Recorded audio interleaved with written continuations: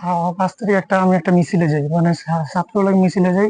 যাওয়ার সময় হলিস্টান জিরো পয়েন্টের বগলে আমাদের বলে আক্রমণ করে পুলিশ, আওয়ামী লীগের লোক। তারপর আমাদের মানে আক্রমণ চালায়, অনেকগুলো মানুষই ওই জায়গায় আহত হয়েছিল। আমাদের সাথে মানে সর্বশেষ অবস্থা অনেক খারাপ, মানে আমার পক্ষে তো আর এটা ইয়া করা সম্ভব হইতেছে না। পা পচন ধরার উপক্রম হলেও অর্থের অভাবে চিকিৎসা করাতে পারছেন না 5 আগস্ট লং মার্চে গিয়ে আহত শরীয়তপুরের নড়িয়া উপজেলার হালইশার গ্রামের আরিফ দেওয়ান। আপনার নাম অভাবের সংসারের হাল ধরতে ঢাকার নয়াবাজারে একটি দোকানে কাজ করতেন আরিফ। চাকরি বাকরি বৈষম্য বিরোধী ছাত্র আন্দোলনের উত্তাল দিনগুলোতে প্রায় প্রতিদিনই মিছিলে অংশ নিয়েছেন তিনি। ছাত্রলীগ মিছিলে যাই। সবশেষ গত 5 আগস্ট দুপুরে গণভবনমুখী লং মার্চে অংশ নিয়ে গুলিস্তান জিরো পয়েন্টে পৌঁছালে আওয়ামী লীগের সন্ত্রাসীদের দ্বারা অতর্কিত হামলার শিকার হন। তারপর আমাদের মানে হামলায় আরিফের ডান পায়ের রগ ও মাংস পা থেকে আলাদা হয়ে যায়। মানে গুরুতর আহত অবস্থায় তাকে ঢাকা মেডিকেল কলেজে ভর্তি করা হয়। হাসপাতালে নিয়ে গেছিল। কিছুদিন সেখানে চিকিৎসা নেয়ার পর অর্থ সংকটে বাধ্য হয়ে গ্রামে চলে আসেন। বর্তমানে ক্ষত স্থানে ঘা হয়ে পচন ধরার উপক্রম হয়েছে। চিকিৎসক জানিয়েছেন, সঠিকভাবে উন্নত চিকিৎসা করাতে না পারলে স্বাভাবিক জীবনে ফিরতে পারবেন না আরিফ।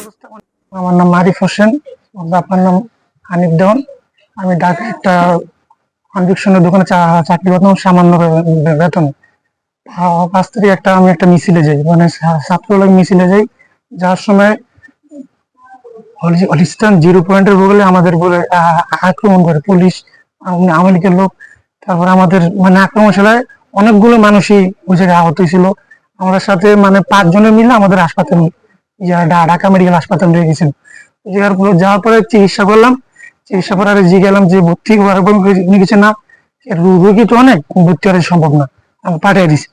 আর ওখান থেকে 3 দিন পর এরা বাড়ি যাই গেছি ডিসিং করার জন্য। গেছি মতন দেখি জায়গার অবস্থা অনেক ইয়ে গেছে, মানে এরা ভালো মতন ইয়া করতেছিল না।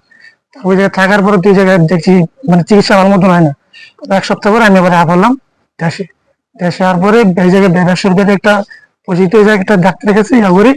তো আমি সামান্য বেতনে চাকরি করি, তো মানে এই জায়গায় আমার চিকিৎসার বহন করা সম্ভব হতো। সর্বশেষ অবস্থা অনেক খারাপ, মানে আমার পক্ষে তো আর এটা ইয়া করা সম্ভব হইতেছে না।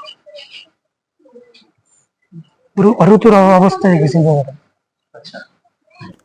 পরিবারের একমাত্র ছেলের এমন পরিস্থিতিতে দিশেহারা দিনমজুর বাবা হানিফ দেওয়ান জানালেন, অভাবের সংসারে যেখানে দৈনন্দিন চাহিদা মেটানোই কষ্টকর, সেখানে ছেলেকে সঠিক চিকিৎসা করানো কোনোভাবেই সম্ভব হচ্ছে না।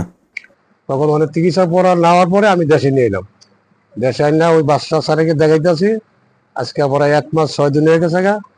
হ্যাঁ কইতে আছে যে এটা অপারেশন করতে হইব, অপারেশন করে অন্য জায়গা থেকে মাংস আইন না ওই জায়গায় গাদা ভরতে হইব, এটা বহু সময় লাগবে। তখন মনে করেন আমি কাজ টাজ করে খাই, অর্থসম্বন্ধী মানুষ, তো আমি কি করি আর, আমি খুবই দুর্বল আর কি, এই আমার কথা। ইতিমধ্যে আরিফের চিকিৎসার জন্য সহযোগিতা করেছেন স্থানীয় এক চিকিৎসক সহ কয়েকজন যুবক। তবে বর্তমান সরকারের কাছে আরিফের সঠিক চিকিৎসার জন্য প্রয়োজনীয় পদক্ষেপ নেওয়ার দাবি জানিয়েছেন তারা। দেশের জন্য জীবন বাজি রেখে আন্দোলন করা আরিফদের আত্মত্যাগ যেন আমরা ভুলে না যাই। বৈষম্যমুক্ত নতুন বাংলাদেশ গড়ার প্রত্যয় নিয়ে যারা দেশের জন্য অবদান রাখলেন, তারা যেন যথাযোগ্য সম্মান ও মর্যাদা পান, এমনটাই প্রত্যাশা সবার। Ilias Mahmud, news desk.